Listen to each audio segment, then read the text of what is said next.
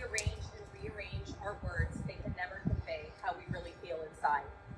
Each person present today knows how they were affected by Judi, both in her life and in her death. Those impressions are too individualized to be substantiated in language, but with your patience, I shall try. For anyone that doesn't know me, my name is Kelly, and I was fortunate enough to be Judi's friend for the last 15 years.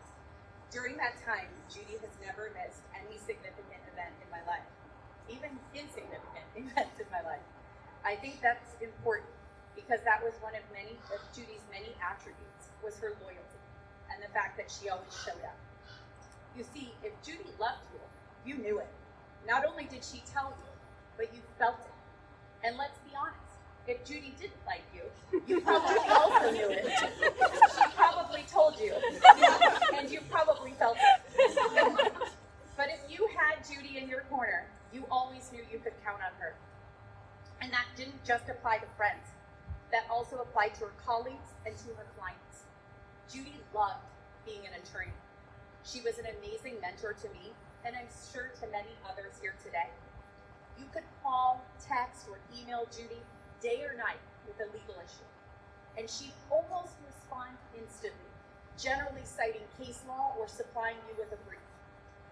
Another thing that I always admired was the pair of balls on Judi, and I apologize for the bluntness, but there's simply no other way to say it. When she wanted something done, she wasn't afraid to ask for it. Judi asked for some meetings with some very big people. Judi asked for big policies to be changed. My jaw would drop to the floor when this happened.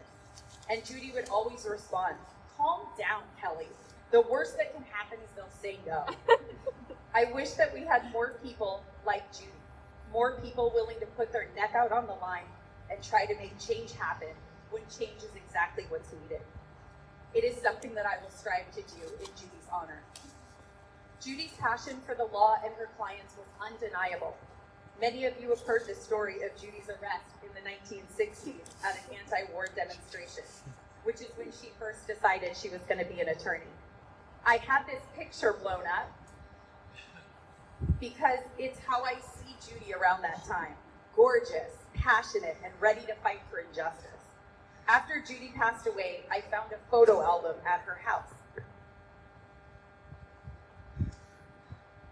which contained the newspaper clippings from that arrest. Her name was in the paper as one of the students arrested, and I also found every paycheck stub that she paid an attorney who fought her case. There were about 10 of them. It was such a neat snapshot into Judi's pre-attorney life, and it made my heart feel full. Judi graduated law school in 1979. I cannot even begin to guess at the number of families she has helped, but I'm certain it's in the thousands. Morgan and I nearly fainted when we divided up her caseload when she first became ill. She was hearing 132 cases as a single private attorney. For anyone that doesn't know, that's nuts. Even worse was finding out that most of those, or many of those, she was handling for free. But that's just because that's who Judi was. Whether you had money or not, if you were wronged, you needed a voice, Judi would be able to give you one. I find it unfair that Judi's life was cut short, but I know that she found happiness and fulfillment in being a mentor to others, in helping thousands of families through her legal work, and advocating for those who needed it, and being a remarkable friend to so many. Judi and I had lots of times to talk before she passed away about what a service might look like. I had promised Judi that I would keep my speech light and hopefully try to bring a smile to people's faces, because Judi and I love to laugh together. Judi also told me there were two people that she thought would be great to speak at her service: Judge Judi Klein and Judge Gary Bubis, both of whom you will hear from today. Judi explained to me that Judge Kelly had seen her in many different areas of the law and had seen her represent various parties, and had also been part of some organizations, and so she felt she would be really knowledgeable to speak about Judi. I then asked if the same thing went for Judge Bubis, to which Judi replied, while laughing in her amazing Judi laugh, "Well, I think he'll be great at talking about what a pain in the ass I was all these years." but how, even though I was a pain in the ass, he loved me anyway. Before Judge Kelly and Judge Bubas speak, we are also very fortunate to have Brittany Murphy here to sing for us. Judi was also a mentor to Brittany, and I know that Judi's watching us here today and so excited that Brittany was able to travel down here to celebrate Judi with us. So I will turn it over to Brittany. Thank you all for being here in person and for those of us that are here virtually.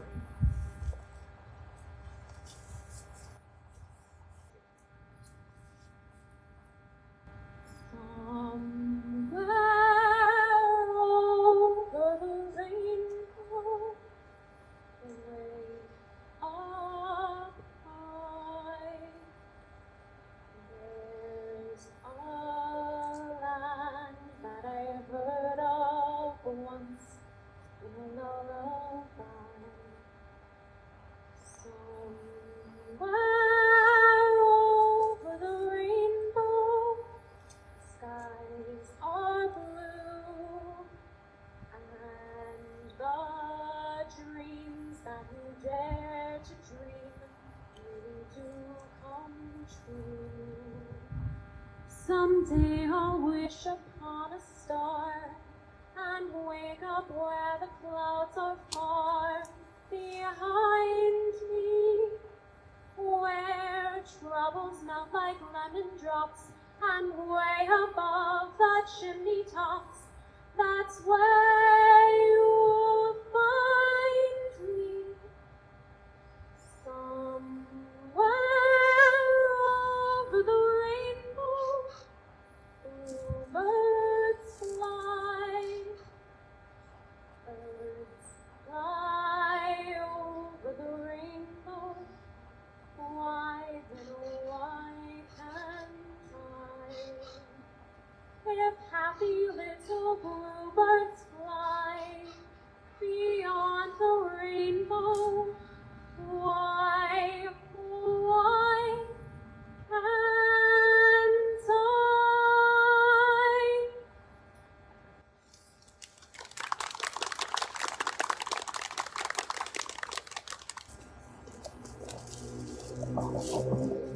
Well, I think it's amazing that I think the sun is about to come through and we're going to see a rainbow. I think that's really special. Beautiful, beautiful song. Thank you. I'm serious. Did you notice that she was singing and it stopped raining? So, I'm so pleased to see so many of you here today for Judi. You know, it's a Sunday morning, it's a little cool and drizzly, and here you all are. It's just terrific and an honor to her that you're all here.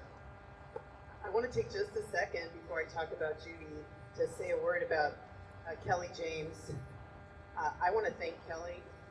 I think all of you know that a little bit about what she's done to help Judi through these challenging times and even to this moment. And I think if you knew the enormity of what she's done, we would all be blown away. And I just have to say thank you to Kelly.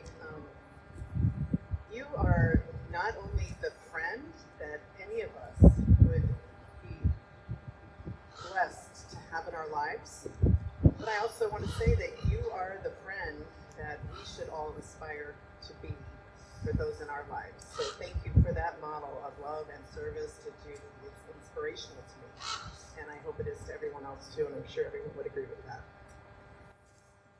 So I knew Judi.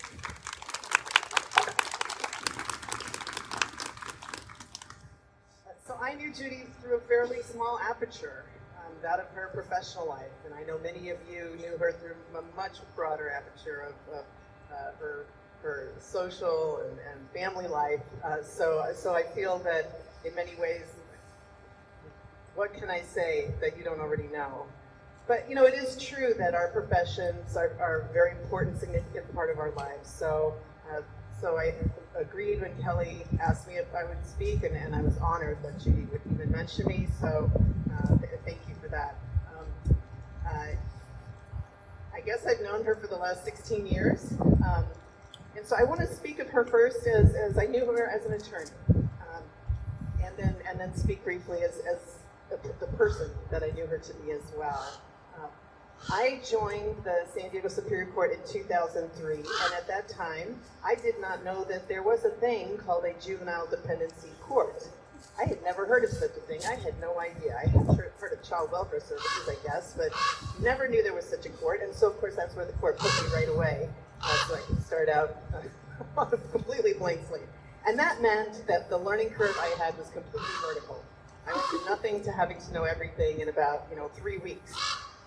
Judi stood out from the very beginning there because obviously she was very experienced. She had been, I think, in private practice for over a decade by then. She was what every new judge wants, which is someone experienced and knowledgeable, someone who just exuded honesty and trustworthiness, and someone who could keep it brief.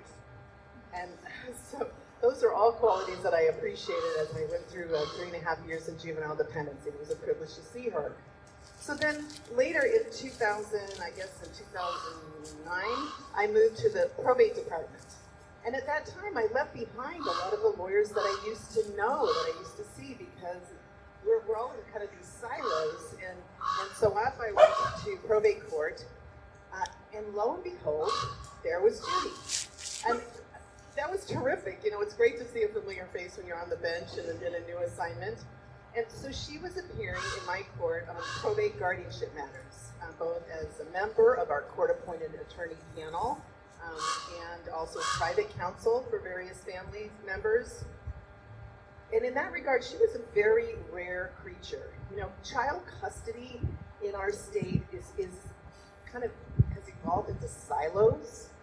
So there's custody decisions being made in family court with different ways and different rules, and then custody matters being decided obviously in juvenile court with their own rules and advantages and disadvantages. And then in probate, of all places, probate guardianships are also making custody orders. And she was like a unicorn because she was someone who could operate in all those areas. Most people stick to their silos, right? Their comfort level. They know what they know and they don't venture out, but not Judi. She was could handle across the board, and the common denominator, love of families, love of children. A few years ago, I was asked to comment on some proposed rule changes about the qualifications that would be needed for attorneys to be on our court-appointed attorney panel, basically to work for free for us. And they wanted to raise the qualifications, so every single court-appointed attorney in probate would have to have extensive knowledge and have also served in dependency. And I said, I'm sorry, you just named one person I know of in the entire county who could ever qualify under that standard, which is Judi. She was that exceptional person that could serve in both ways because she wasn't afraid to take on new areas. She wasn't afraid to move out of one comfort zone into another, and because she understood what she was doing, which is terrific. She was that special, really. So in later years, then, Judi continued to correspond with me because she knew that I was really involved in trying to work through these challenging issues about child custody and which silo they were supposed to be in. So I'm off working on kind of what do the cases say about where these cases belong, and she's sending me emails about practical, real life, what it means if a case is decided in family, what happens to the child in terms of the financial support to the family, the permanency that the child gets. And so, and what's frustrating and has been frustrating in this process is that these legal constructs don't really pay much attention to those things, and yet she knew where the rubber hits the road and families are trying to figure out how to handle things. That's what really matters, these practical ramifications. And she discussed with me many times trying to come up with a unitary approach or some more comprehensive approach that addressed these issues better. And of course, with the understanding that she had, she was invaluable to that. And so I'm on a committee that looks at legislation, and I can tell you to this day the legislature continues to struggle with these kind of issues, and there are many proposals about how that might work and how what sometimes just nibbling away at the edges, sometimes more structural, and kind of reform is in the air slowly. And dearly wish that Judi were still here with us because she would be a leading voice in that discussion. And it's a loss to all of us that her practical view, her understanding of what's really happening has been lost. So as to Judi the person, as you all know, I mean, Judi did not hide herself. She was who she was. And who she was no nonsense, as I said, very practical, honest, and very plain spoken. Some might even say occasionally curmudgeonly in some ways. But you know what? She was never unkind. She was never unkind. She worked very hard in a very demanding field, but she never seemed to lose compassion for the children and the families that she was working with. She never seemed to stop trying to address the struggles of those who are trying to raise children in troubling times and trying to preserve their family unit. And so, in a way, her plain spokenness was just a breath of fresh air, and it reflected her level of knowledge, her appreciation of the situation, and just her honesty. That's the kind of person she was. And then I think Kelly touched on this, but in a world where many people believe that attorneys only care about money, Judi's life proved that a lie. And judges never know the details of how representations are, but I was quite sure in many, many cases that Judi was working for the love and care of it and not for the big bucks, for sure. And that means a lot to a judge, by the way. I mean, we can tell because when we know that what we're hearing then it comes not from some financial motivation or a desire to run up the bill or something like that. It comes from the true feeling of the attorney about the merits of the case. So, and that's the kind of person that Judi was. So, I have to say, I miss her crinkly smile, and I feel like our courts and our community have lost a great help, a good, honest, hardworking servant leader. I miss her. I know we all miss her, and I'm just grateful that I got a chance to see her, to see what she brought to our community. And so, God bless you.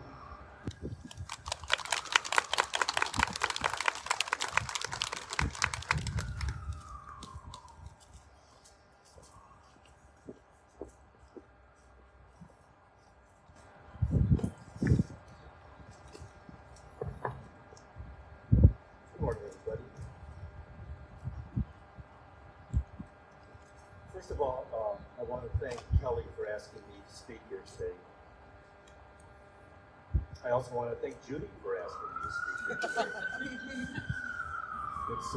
It's an honor for someone to ask you to speak at the memorial service.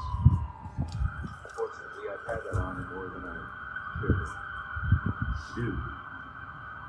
When I first started thinking about my thoughts, I asked myself, what's the first phrase or description that comes to my mind when I think of Judi Klein? And something immediately popped into my head. And it's a phrase or description my 25-year-old daughter uses when she describes strong women. But it's a fairly irreverent trait. And I said, I don't think that's a good way to start this off, so I may just defer that to later. The second thing I thought about is that Judi was a really nice person. And you might say, well, that's kind of trite. You have to do better than that. But in my little world, I can't think of a better compliment to anybody than calling someone a really nice person. And why is that? Because really nice people make the world a much better place. And really not nice people, not so much. And I've had exposure to both kinds. And I really prefer really nice people. So what was so nice about you? First of all, she was a really good friend. And anybody who was her friend knows exactly what I'm talking about. She was there for you. She acted as a good friend. She'd do anything for you. You knew what it was to be Judy's friend. She was a good listener. Oftentimes, either announced or unannounced, I'd see her in front of Mike Chapin's door, and she'd choose to come in to have a conversation. And it was always a conversation. She'd come in, and I'd ask her how she's doing, how her family is, the friends are, how the practice is going, just in general. We talked about getting old, too. But it never ended there. Because Judi always asked me, how's my wife, how's the kids, how's life in general? And I knew that she meant that sincerely, because I found her telling things about me and my wife and my kids and my circumstances that I don't tell anyone. Because I trusted her. Because she was a good friend and a good listener. Judi was compassionate, and that just speaks for itself. She really did care. Just as Judge Kennedy said, she cared about these people. She cared about her friends. She cared about her clients. She was a great attorney. And why is that? Because she was a good listener. Because she was compassionate. Those are really, especially in light of the field she practiced in, two of the most important things that you can be, as a good listener and compassionate. But she also had good boundaries, and we call it, I guess, client control. Her clients knew where she stood. For want of a better phrase, she didn't set junk unless she was forced to set junk, and I knew right away, either by the time estimate or by the way she looked at her clients sometimes, what was serious and what was not. But when it was serious, I knew that I had to pay attention. But my favorite quality or virtue of Judi was that she was pretty irreverent. She would say the damnedest things sometimes, both on the record and off the record. And it really sometimes shocked me.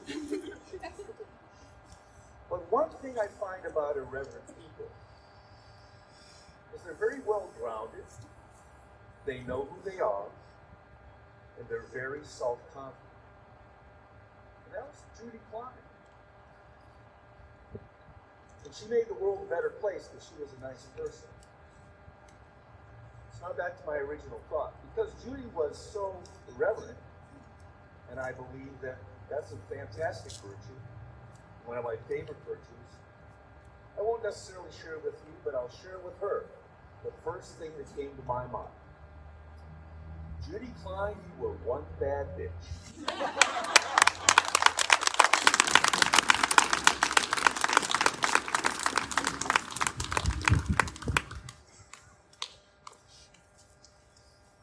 Judge Bubis, I've also heard you say some pretty strange things, both on and off.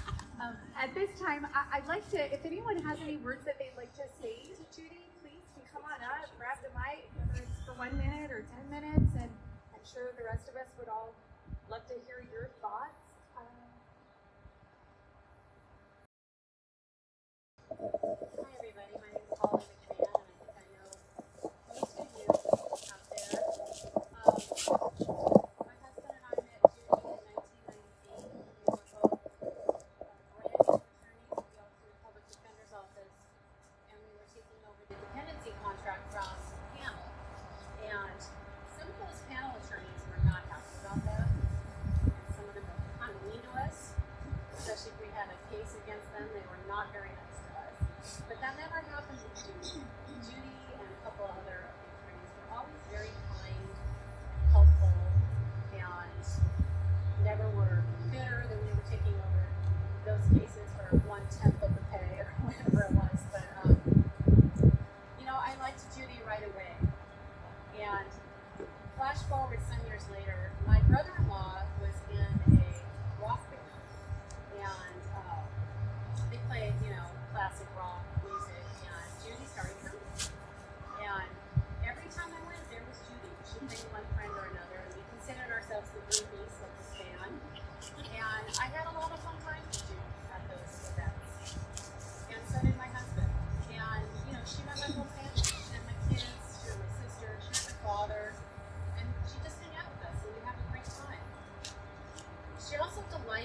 fact that we had to homeschool 3 boys during the quarantine. And she, usually my husband took most of those duties over, and she loved the stories about, one of the kids just disappearing and telling his teacher he had a doctor's appointment, and we find him downstairs playing video games. And, one of the teenagers just not showing up for the day, and those kinds. She just found that hysterical. So, she just was very funny, very fun. We both had the privilege and the honor of spending a lot of time with her in the last couple months, and it really meant a lot to us. It just hit us hard. And Judi, we miss you very, very much, and we will never forget you.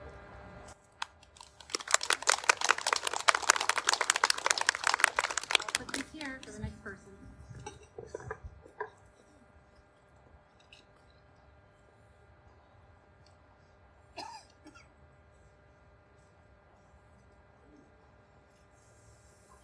Hi, my name is Krista Baxter, and I met Judi, I think it was back in 2001 or 2002.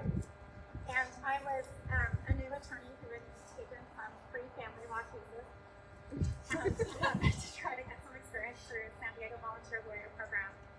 And I met Judi because she was minor counsel on the case and was very glad that my client was getting representation. And I said, well, I don't really know what I'm doing, so maybe wait on that, but I'm trying really hard to learn really fast.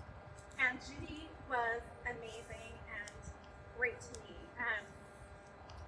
It's really rare in this world that you find people who are who they say they are. They mean what they say. And I'm a very direct person with so many books. And I just really appreciated Judi kind of taking me under her wing and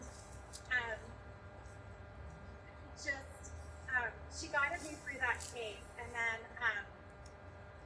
I confided in her about a year in doing some family law contract work for other attorneys how much I hated family law. I want to help kids, and this is so much negativity, and I really, and she was the one who directed me towards dependency and said, I think you'd make a really good dependency attorney. You should really look at dependency law. I think that would be a great fit for you. And because she's Judi and she's always right, she was totally right. And I was able to kind of wedge my way into that field, and I feel extremely fortunate. And she's just been a good friend to me, always. And there have been times in my life where I've gotten busy or distracted or not in touch as much, and she was always someone who would hunt me down when I got that way and said, we need to go to lunch, and I think Tuesday would be a good day.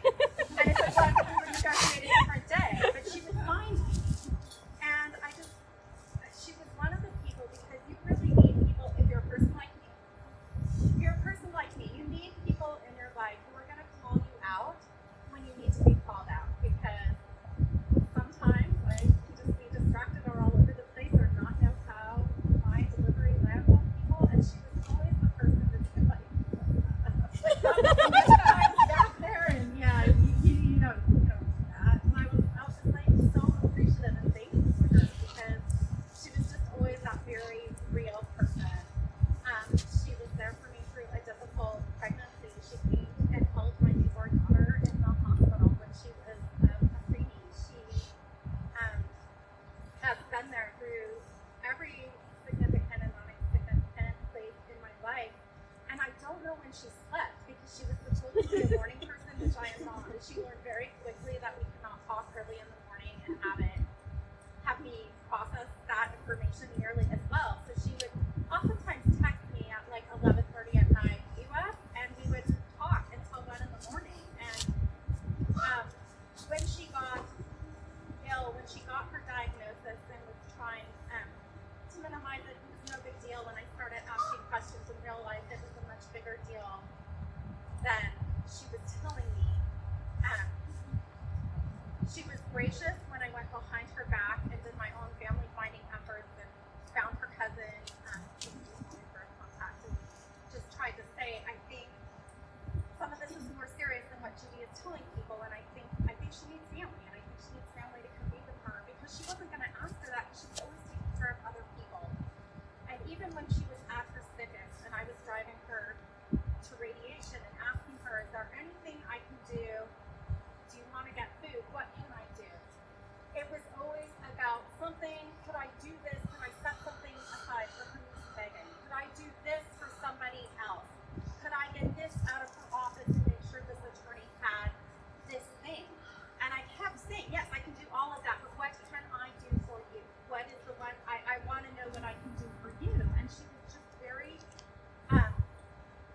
She was good at giving minor tasks, and I just appreciate all her years of tolerance, all her years of friendship, all her years of just that honesty and that person of just delivering and always being your friend, telling you straight up when you were totally wrong and coming and supporting you whether you were right or wrong. And I just, I miss her greatly, and know that she's here, know that she's part of my life, and I'm so thankful that I had the privilege and honor of being one of her friends.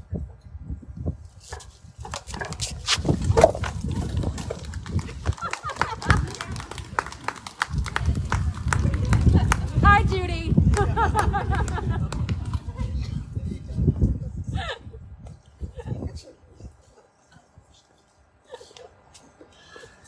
Scissors in the spirit world. You know she's haunting you, right? That's what she's gonna do, so. I'm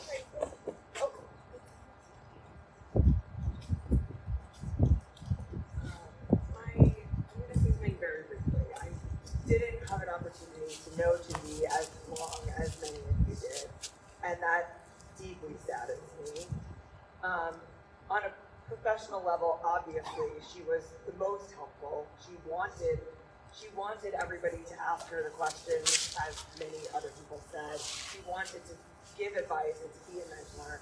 And as somebody who was brand new in the last couple of years to this system and to everybody, all the people and all the rules and the way that things are done here, Judi has been an invaluable resource to tell me when this is how things are done and this is not how things are done.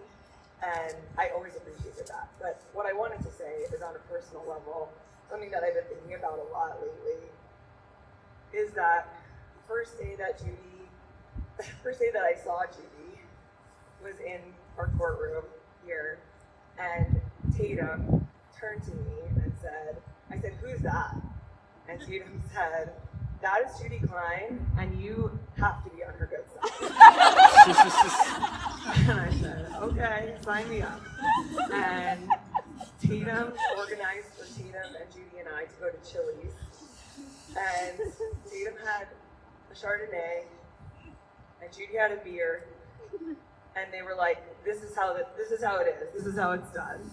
And the two of them really just taught me so much about, the way that you can be a positive part of this whole thing, whatever this is that we're all a part of. And I will miss her very deeply, but I know that she's having a beer and Tatum's having a Chardonnay at the Chili's in heaven. So.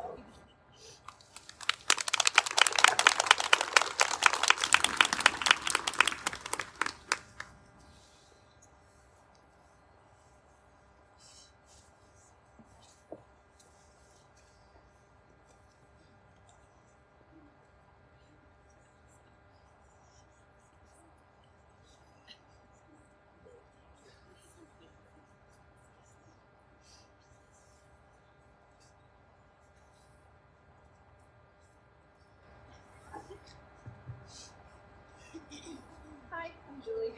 I've worked with Judi in juvenile dependency starting in 2014, and after DLG went under, I started my own practice, and Judi was really valuable in helping me start that. I asked her questions daily, and she would always give me a great answer. Sometimes I'd call her back twice, and she'd say, "Yeah, I probably should have told you this as well." Something like that. And sometimes I'd give her a call, and she said, "I was about to call you. I need to ask you about something." And I was always so grateful to try to help whenever I could, even though it was usually 1% of all the help that she gave me.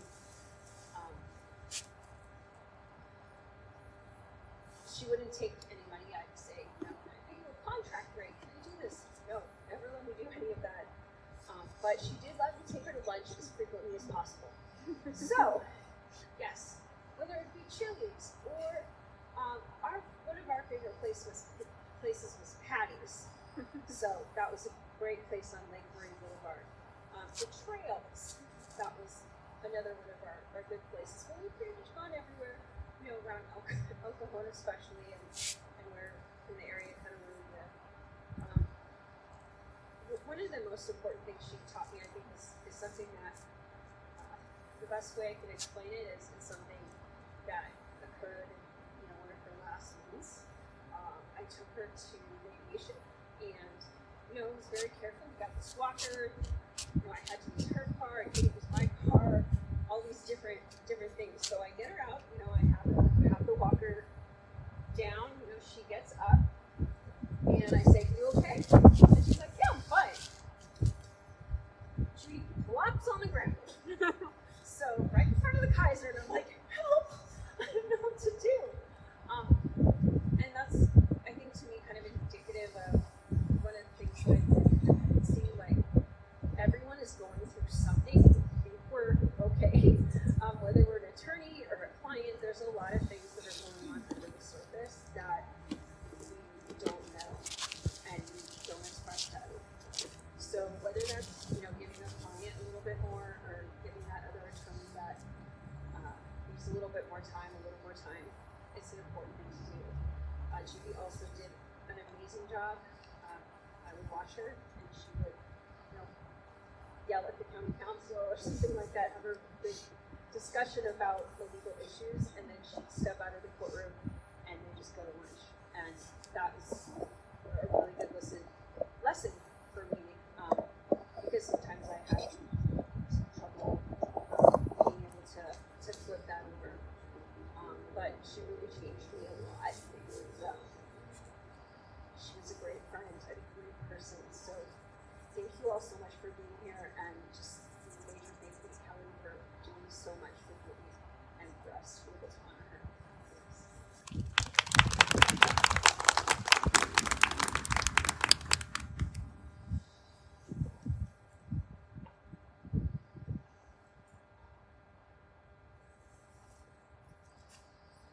Hi everyone, my name is Paul.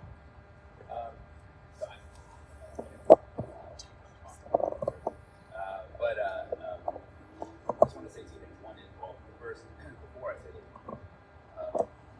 I can't say anything different than everybody else. There was only one Judi, so no, nobody knew. Judi was one of a kind, and she was the same with everyone, and it really is amazing. We are in court, and we have, to a certain extent, different personas in court, and with attorneys, and with clients, and all of that. She was the same with everyone, and it still feels good today how she was able to do that. So I do the same, straight to the point, no nonsense, kind, but I don't even know how to describe it. I mean, she was great if you knew her. I don't know how she was if you didn't know her. I don't care. But she was great. So I just want to say two things. One is, I don't really know, but as someone who's sort of in this world, but not doing the, sort of outside as well, kind of like Judi was, I walk in and I just don't feel like a collegial feeling, and that's okay. I get it. Judi and I are both pains in the ass. She's a pain in the ass in a good way, and I think I'm probably a pain in the ass in that. And I strive to be like her. So walking in, it's always sort of I'm here and I'm sort of like, and which I don't like, but that's just the way it is. And if she was there in court, I always knew. I just would automatically smile. I always knew I have a friend here, and it sort of takes me out of that silly world, the silly fighting world, and I know she's there. She's there for not just for me, but for everyone. But she's gonna tell me how it is. She's gonna ask me about the important stuff in life, and she's just gonna be a friend. And so I always felt whenever I saw her in court that I had a friend there, and that was very, very meaningful to me. And stuff and then the other thing I want to say, which more important or less, I mean, she's and I told her this. She's the best attorney I ever saw. It's no offense to anybody here. I include myself in that.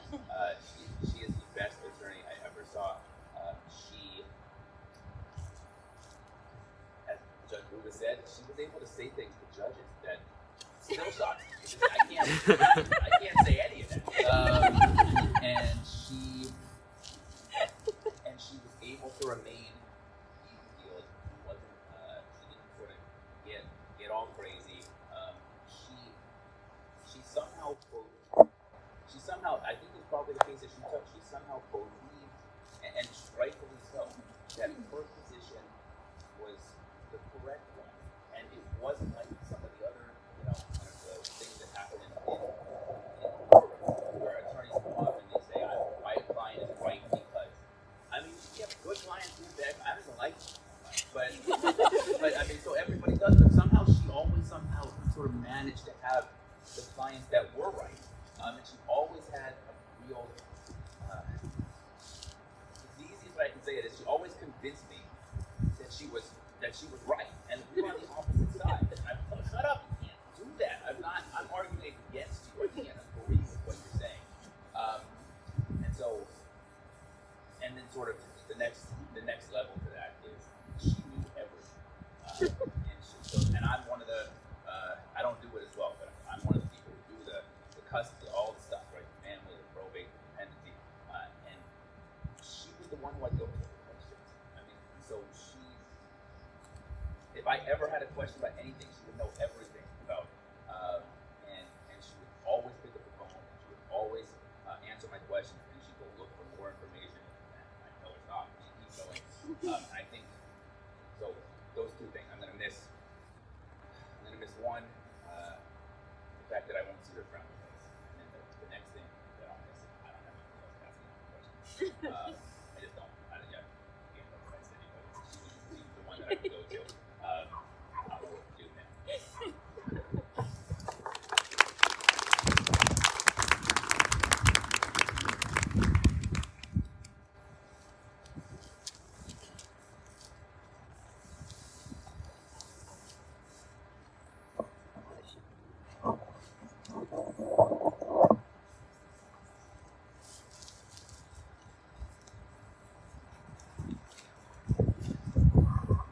Hi, my name's Pablo. It's just like Sharon. Judi, I've known Judi for over 20 years. I characterized her sometimes, and she knew it. She's like my mean older sister. And I don't know how many times I would say, "Come on, Judi, come on." Here's an example. Judi, you gonna take that case? No, Pablo, I got a conflict. What is it, Judi? I have a Gonzalez already.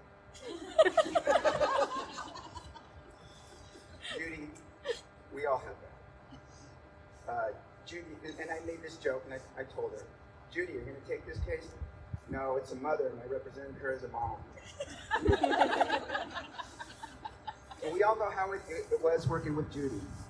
As Paul said, if she had an opinion, she somehow made you think it was right, no matter what. And I sent this email out to a bunch of people for something, and I cited a case. And in that case, I wrote, this is mean, but Judi could take a joke. So it was 666, Cal out 4th, 666. In re Judith K. And it stands for the proposition, what Judi wants, and that day at the hearing, Judi gets. And she used to love that. But Judi, as obstinate as she could be, and as frustrating as you could get with her, and that's just the way it was, because we went against each other, she always had a good sense of humor. She always, at the end of the day, there was for me, it was a coupon. Hey, Paulo, I got a coupon. After we've been fighting all morning, I got a coupon for Black Angus. There we were at Black Angus after the battle of the day. And for the strange things that Judi would say, or the funny things that Judi would say, blurted out in open court, I remember. This maybe TMI. Pablo, I like a guy with hairy chest. That's not Judi. And then every now and then we had a funny thing that where I would get a text during the Super Bowl, I would get a text during the Oscars or the Emmys, and one of them was, I didn't see you on the red carpet tonight. I go, well, I saw you, Judi. You look great. What were you wearing? It was this ridiculousness. And then, oh yeah, and this is another thing I knew about Judi. Yeah, I walked down with LL Cool J. He's so cute, isn't he? And she would say, oh, I go, what were you wearing? Oh, I was wearing Gap. Anyway, she had a very funny sense of humor. She was tough as nails. She was obstinate and difficult and always right. And she was one of a kind. And we'll all miss her.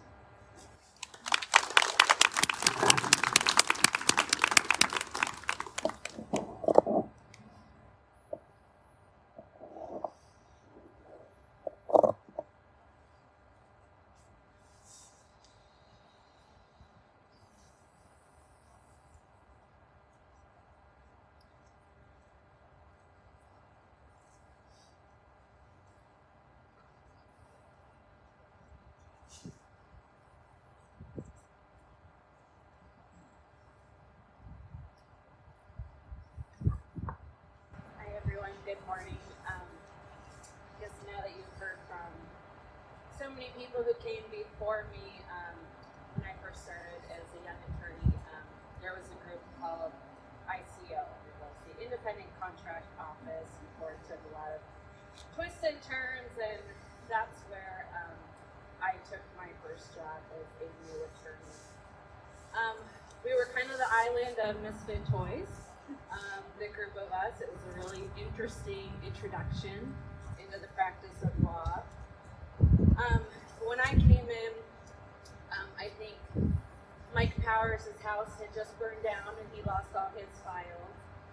You just heard from Pablo, and I inherited all of his files because he had moved up to the alternate public defender and moved on up in the world. So I inherited a very interesting caseload with about an inch of mold on the bottom of, the majority of the files.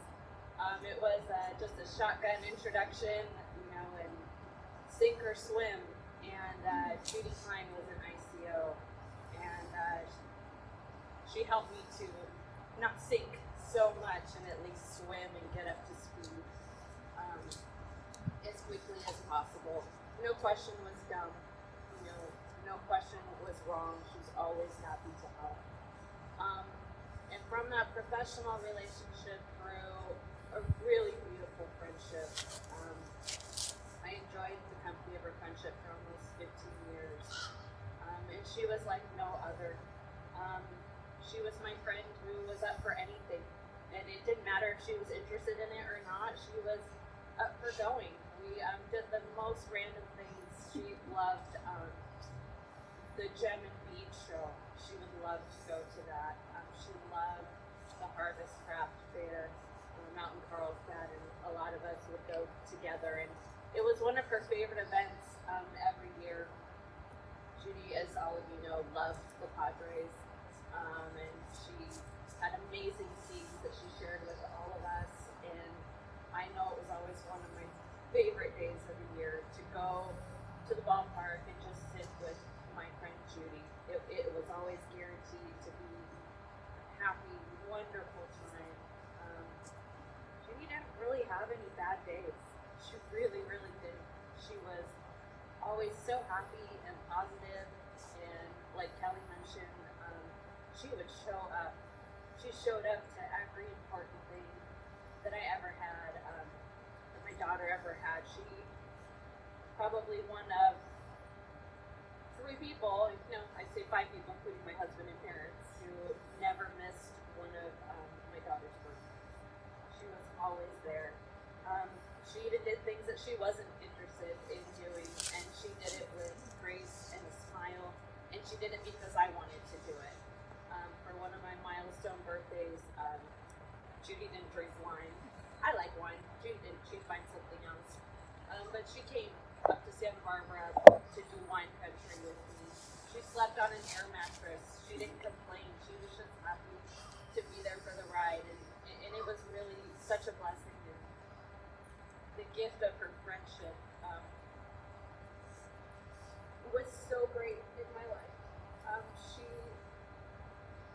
life on her own terms.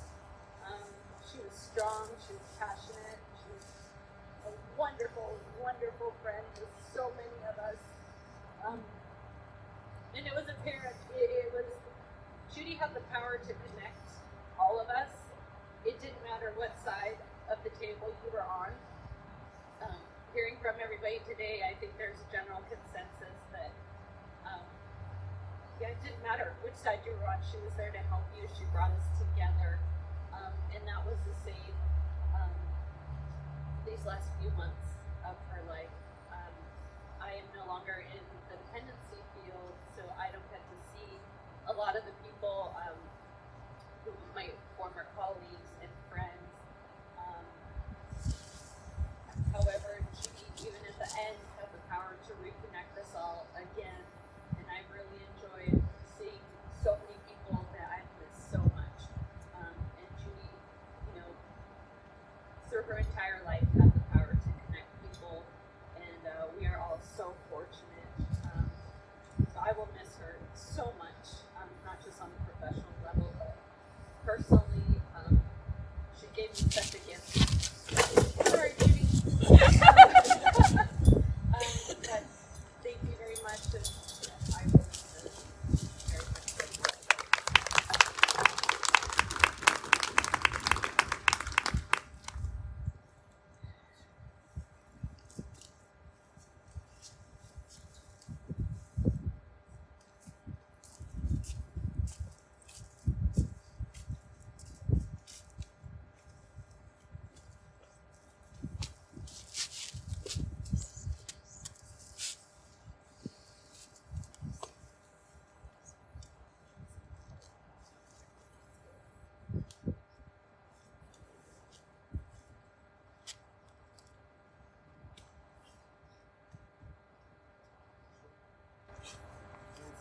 Oh, someone, where's the mic?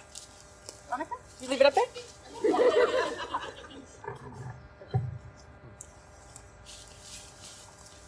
My name is Dennis Sewell.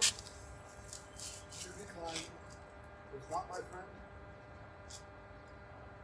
She was a colleague, and I had many cases with her. And I was thinking about how long ago the first one was, at least 20 years ago. I looked it up, and it was back in the 1990s, late 99. But I had several more cases, all in family. So years later, I found out that she was an expert in dependency. And I saw her less and less in family court. But I thought that was wonderful. Now I have a referral.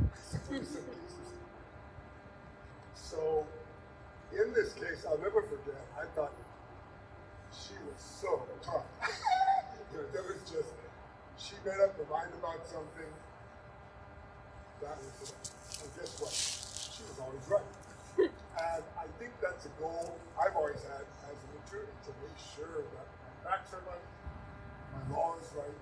She did both. She's a fine example. But I have a couple stories to tell about her. And these two stories just show what an imprint she made on me. But there was like a friend who had an emergency, and it was a dependency type of issue. And I immediately called Judi and then Paul Swill, my two referral sources. They both got back to me and to that person, but Judi was first. That was just what happened. So I didn't know much about what happened, but I told the story to Judi, and I said, "Boy, this smells like racism." She said, "Yep, that's probably what it was." But CPS was involved at the birth of the newborn, and it was this couple's first child,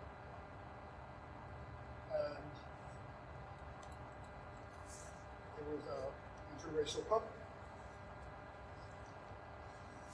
And they had no money, and I said, Judy, I know these people. I'm going to pay for it. Please charge me your hourly rate. Whatever it is, I'll pay for it all. After that, I have no idea what happened. But she sent me a bill, and it was for $150. And I said, Judy, I said to charge me your normal hourly rate and all the hours you bill. I said, I can afford to pay you. No. I kept arguing with her. Well, you know what arguing with Judy is. So what do you do with somebody like Judy? What Judy did to me, I have to do to others. Okay, whatever gift you got from Judy, and why would she do that for me? I'm calling you, I threw her a couple pieces. Well, more than a couple. but why would she do that for me? And that was Judy. It was just, it was such an extraordinary experience to think that she, almost a stranger, and a lawyer, and a colleague, would do that. And I'm so touched by that, and just profoundly touched. On a very personal level, my cousin died 3 years ago from the same kind of brain cancer. Senator John McCain had that same disease. And it's brutal and short and awful cancer. Awful. It's just as bad as cancer. And I was never able to see my cousin. Could take no visitors in the last couple months of his life. Ironically, I saw his sister, his brother, and his mother at my dad's family reunion in Washington, D.C. Long story, but I saw everyone, my family, and the Jewish Chicago mall, from the north side of Chicago, my dad's side. So I'm lucky. I've got the best of both worlds, two Chicago moms. She's got and there's just so much more, so much now this past year. So many people I know, none of them was broken. So Judy did not deserve to suffer in that way. I don't know different how she suffered, but I can just imagine seeing her cousin. So I'd like to close. I'm on my way to the mission to London. And I've talked about a lot of funerals, and there'll be another Catholic funeral coming up for my aunt. But there's a prayer at the very end, either at the end of the Mass, at the end of the procession, or as the body is being put in the grave and the dirt is being put on the grave. And the prayer goes something like this. It says, may the angels take you into paradise, and may you find no more suffering, and may you sit in the bosom of Abraham. Although I have a feeling Judy wouldn't mind sitting in the bosom of Sarah. But it's, if anyone deserves to be sitting in the bosom of Abraham or Sarah, it's Judy. Thank you very much.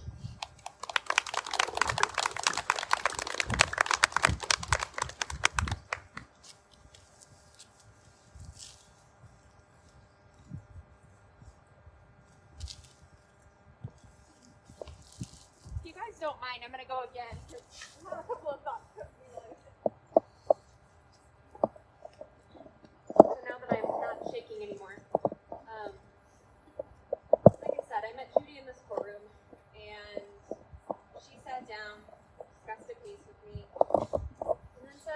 go to Perry's for breakfast. So we went to Perry's, we went to Black Angus, much like Julie. We went all around, also with the coupons. She always found a good deal somewhere. So I always thank Judi for my lunch card for Black Angus. If you don't know, you need to ask Black Angus for their lunch card. But, you know, a lot of people today have talked about Judi's remarkable impact within the law. And it is remarkable, and she should be remembered for that. There were a couple of things that I wanted to also bring up today that have nothing to do with the law. Judi loved to travel. Judi loved to take cooking classes. She would always come in and say, guess what I did in cooking class? You know, oh, I did cooking class with, and it would usually be opposing counsel. You know, it was minors counsel or the other parents counsel. Look what I made in cooking class. For a while, she was really big on sweepstakes. My God, and she always won. And you remember that? Like, she would always win. I don't know. Judi, if you can hear me, I will take that. You want to pass that to someone? Like, I would happily take your winning of sweepstakes.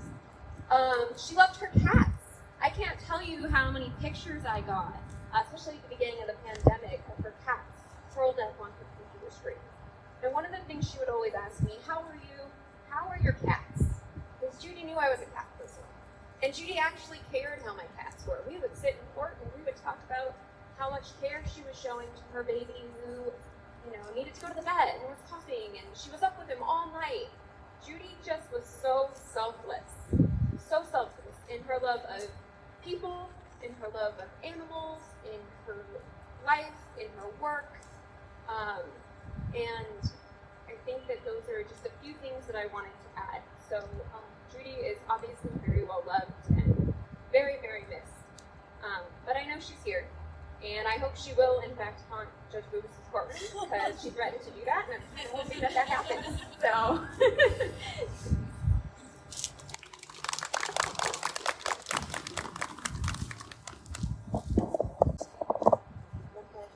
Well, I just wanted to last say thank you everyone for coming.